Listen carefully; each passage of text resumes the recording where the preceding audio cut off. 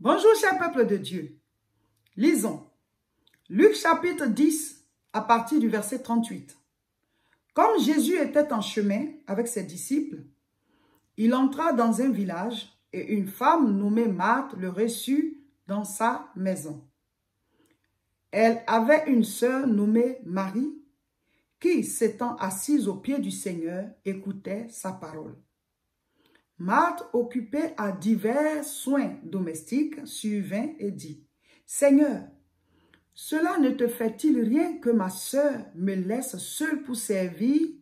Dis-lui donc de m'aider. » Verset 41, le Seigneur lui répondit, « Marthe, Marthe, tu t'inquiètes et tu t'agites pour beaucoup de choses. Une seule chose est nécessaire. Marie a choisi la bonne part qui ne lui sera point ôtée. » Alléluia. La parole contient la vie. La Bible dit, en elle, il y avait la vie et la vie était la lumière des hommes. Quand tu lis la parole ou bien quand tu écoutes l'enseignement, il y a la vie qui sort. Quand tu lis des versets bibliques, il y a la vie. La vie n'est pas visible. On ne peut pas la toucher. Mais c'est grâce à la vie qu'on est en vie. Voilà. Est-ce qu'on a déjà vu notre vie? Non. Donc, quand tu lis la Bible, il y a la vie divine. La vie de Dieu qui sort et qui entre en toi. Qui te guérit, qui te restaure, qui te repositionne, qui t'enseigne, qui répond à tes questions, qui te console. Parce que souvent, on est embêté, on souffre, on pleure par rapport à quelque chose. Mais dans la parole, il y a la vie. C'est pour ça que vous devez lire la Bible. Ici, c'est l'histoire de Marthe et Marie. Vous connaissez bien cette famille. C'est la famille du frère Lazare qui était mort après que Jésus a ressuscité. Donc, l'aînée de la famille, c'est Marthe. Elle a une petite sœur qui s'appelle Marie. Et il y a aussi Lazare. Je ne sais pas quelle position Lazare occupe. Mais on dit que Jésus a été reçu par Marthe dans sa maison. Donc, ça montre que c'est elle qui était... Voilà, la responsable de la maison. Donc, certainement qu'elle vivait avec son frère et puis sa sœur. Donc, la Bible dit que quand Jésus est rentré chez elle, comme nous tous, d'ailleurs, quand on reçoit un visiteur, en tout cas, ce qui est normal, c'est que, voilà, tu t'actives pour pouvoir servir ce visiteur-là. Mais il se trouve que Marie, elle n'est pas allée servir. Elle est venue s'asseoir au pied du Seigneur. Et vous savez que Jésus-Christ, quand il est quelque part, il commence à prêcher. Il est la parole. Donc, il laisse couler cette parole-là de lui. Donc, Marie, elle était assise à ses pieds et elle écoutait. Elle recevait cette parole. Donc, Marthe se voit en train de servir seule. Voilà, peut-être qu'elle était en train de faire à manger. Voilà, se dit que, voilà, je vais venir servir le Seigneur. Elle croyait bien faire et c'était pas mal. C'était pas mauvais de servir. Ce n'était pas mauvais de vouloir servir ses invités. Elle a reçu des étrangers chez elle. Donc, elle est vraiment au four et au moulin pour les servir. C'était pas mauvais. Mais en fait, concernant le monde spirituel, il faut tenir compte des priorités. Il faut tenir compte des priorités. Regardez la réponse du Seigneur. Luc chapitre 10, verset 41. Luc 10, à partir du verset 41. Le Seigneur lui répondit, « Marthe, Marthe, tu t'inquiètes et tu t'agites pour beaucoup de choses. » Donc Dieu ne veut pas qu'on s'inquiète. Il ne veut pas aussi qu'on s'agite pour beaucoup de choses. Et il dit, une seule chose est nécessaire. Marie a choisi la bonne part qui ne lui sera point ôtée. Est-ce que le Seigneur Jésus-Christ ne veut pas qu'on le serve? Non, c'est pas ça. Est-ce qu'il ne veut pas que Marie aide sa sœur? Non, c'est pas ça. C'est pas qu'il ne veut pas que Marie travaille.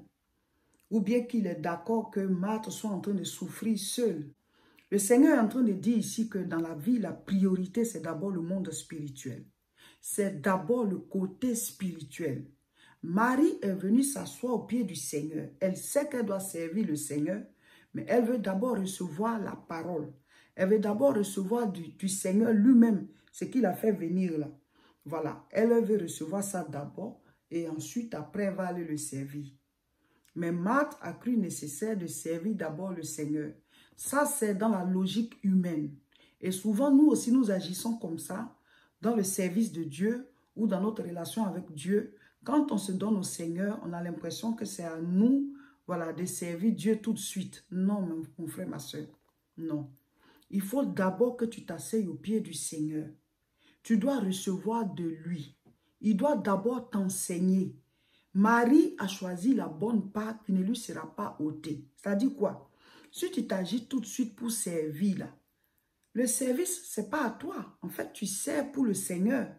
Mais si toi-même, tu n'es pas sauvé et que tu t'agites pour servir, à la fin, ça te sera ôté. Ça dit quoi? Tu ne vas pas recevoir la récompense du service. Parce qu'il faut d'abord avoir le salut, être là où on prend la récompense, avant d'avoir ta récompense. Mais le salut, on l'a par Jésus-Christ lui-même. Donc, si tu t'agites, tu t'inquiètes pour beaucoup de choses. Ah, je vais servir le Seigneur. Ou alors, je vais faire telle chose. Marthe voulait servir le Seigneur. Dieu n'a pas dit qu'on ne doit pas le servir. Mais il veut lui-même nous servir d'abord. Quand on vient à lui, ou bien quand on le reçoit chez nous, on doit s'asseoir pour qu'il nous enseigne. On doit s'asseoir pour qu'il nous parle.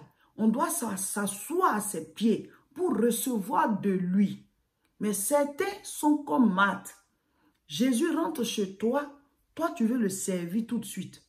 Donc tu vas mal le servir et cette part te sera enlevée après. Parce que tu n'es pas sauvé. Donc où est-ce que tu vas prendre après la récompense du service que tu as fait? Tu n'as pas reçu de Christ lui-même le salut. Tu ne l'as pas accepté ou bien tu as fait semblant ou bien juste dès que tu l'as reçu, pour toi il faut le servir. Donc, beaucoup se sont jetés comme ça en train de servir Dieu, en train de faire des ministères, ou alors en train de faire quelque chose à l'église, en train de jouer un rôle à l'église, ou bien en train de prêcher. Mais la personne même n'est pas transformée. Mais la personne même, sa vie n'a pas changé. Mais la personne même n'est pas un modèle. Parce que la personne est agitée. Dès que Jésus est rentré dans sa vie, je suis appelé, je dois servir Dieu. Mais tu devais d'abord t'asseoir à ses pieds comme Marie, pour apprendre de lui, pour recevoir de lui. Jésus a dit, Marthe, tu t'inquiètes et tu t'agites pour beaucoup de choses. Dieu ne nous a pas confié son œuvre. Dieu a dit aux apôtres, allez faire de toutes les nations des disciples. C'est après leur formation. Quand Jésus est allé gagner Pierre, quand il a fait le miracle de la pêche abondante, et puis Pierre, voilà, était tellement touché, il a dit, je suis un pécheur et que je me répands, je ne mérite pas que tu sois avec moi. Il a commencé à se repentir. Qu'est-ce que Jésus a dit? Jésus a dit, suivez-moi, je vous ferai pécheurs d'hommes. On le suit d'abord et il fait de nous quelque chose. Mais certains, dès qu'ils reçoivent Jésus chez eux, c'est-à-dire dans leur cœur, ils veulent en même temps le servir, comme Marthe. Tu n'as pas pris le temps de t'asseoir à ses pieds pour recevoir de lui. Tu n'as pas été enseigné. Toi-même, tu n'es pas transformé. Toi-même, ta vie n'est pas un modèle. Tu n'as pas été remodelé selon la parole. Maintenant, tu veux tout de suite servir. Tu vas mal servir et cette part te sera ôtée. On va lire. Matthieu chapitre 28. Nous lisons à partir du verset 18. Jésus s'étant approché, leur parla ainsi. Tout pouvoir m'a été donné dans le ciel et sur la terre. Allez, faites de toutes les nations des disciples, les baptisant au nom du Père, du Fils et du Saint-Esprit. Il parle à qui ici? Il parlait aux disciples et aux apôtres qui venaient de faire 3 années et demie avec lui dans le ministère. Ils ont eu le temps de se convertir à Christ, à recevoir la parole, à recevoir le Saint-Esprit. Ils ont vécu leur expérience au pied du Seigneur. Il faut d'abord que le Seigneur se révèle à toi. Il faut que tu l'acceptes. Il faut que tu marches avec lui. Il faut que tu sois formé au pied du Seigneur. Amen. Avant qu'il ne puisse t'envoyer. Alléluia. Avant qu'il ne puisse t'envoyer, il doit d'abord toi-même te gagner. Parce que si tu gagnes les autres à Christ et que toi-même tu vis mal, toi-même tu n'es pas réellement sauvé. Parce qu'il y a ceux qui ne sont pas réellement sauvés. Ils croient qu'ils sont sauvés, mais ils ne sont pas réellement sauvés. Parce qu'ils ne se sont jamais repentis de leur vie passée. Ils se sont juste, c'est-à-dire, voilà, ils ont juste changé de lieu de vie, de fréquentation. Maintenant, on va à l'église, mais ils ne se sont jamais repentis. Se repentir, c'est changer de vie. Donc, leur vie d'avant est restée. Donc, ils n'ont pas changé du tout et tout de suite, ils servent Dieu.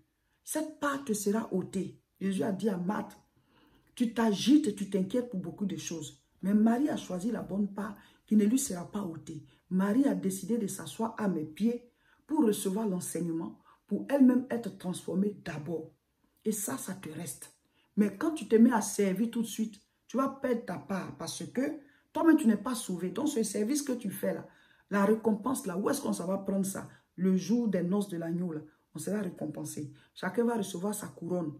Mais toi, tu ne seras même pas là-bas. Donc, comment est-ce que tu vas recevoir cette part? Parce qu'il faut être sauvé pour aller là-bas. Il dit, allez faire de toutes les nations des disciples, les baptisant au nom du Père, du Fils et du Saint-Esprit. Maintenant, je lis Matthieu 28, verset 20. Et enseignez-leur à observer tout ce que je vous ai prescrit. Et voici, je suis avec vous tous les jours jusqu'à la fin du monde.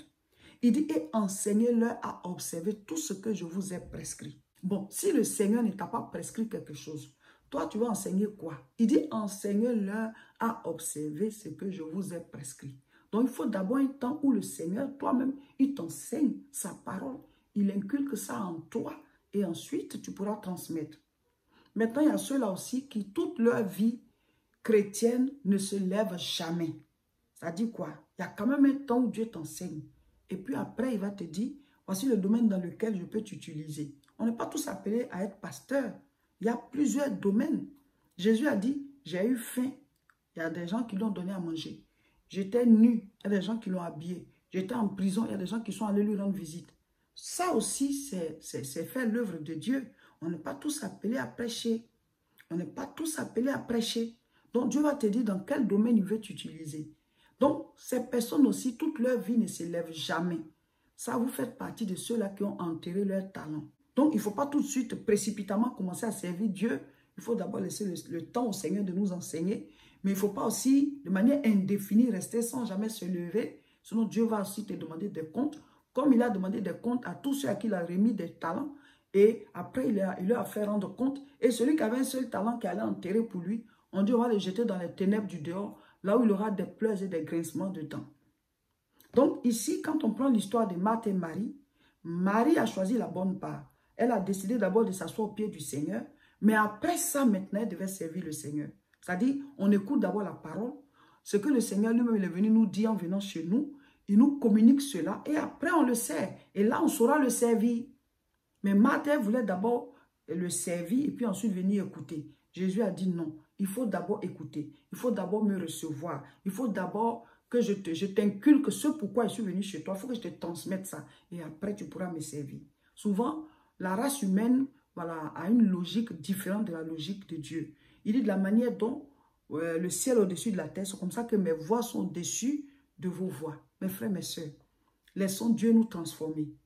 Et quand il nous a transformés aussi, levons-nous pour faire notre part. Que Dieu vous bénisse. Abonnez-vous à nos différentes chaînes. Sur YouTube, c'est La Moisson TV et sur Facebook, c'est Réseau International Richesse. Nous prions à tout coin, c'est tous les dimanches à partir de 10 h. Voici l'adresse, rejoignez-nous.